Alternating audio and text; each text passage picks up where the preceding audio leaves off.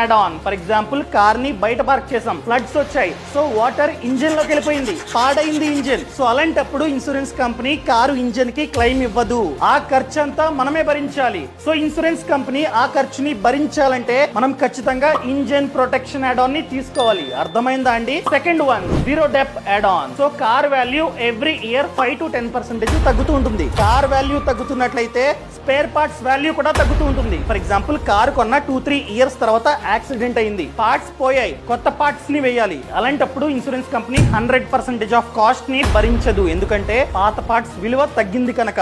100% భరించాలంటే ఖచ్చితంగా zero dep add on ని add చేసుకోవాలి. Third one, return to invoice add on. Example గా future లో కార్ అంతా పాడైంది, పెద్ద యాక్సిడెంట్ అయింది, అసలు పనికిరాదు లేదా థెఫ్ట్ అయింది. సో అలాంటప్పుడు 100% ఆఫ్ కార్ వాల్యూ మీకు వెనక్కి రావాలంటే ఇన్వాయిస్ వాల్యూ స్టార్టింగ్ లో ఎంతైతే పెట్టి కార్ ని కొన్నారో ఇంక్లూడింగ్ రోడ్ ట్యాక్స్, అదే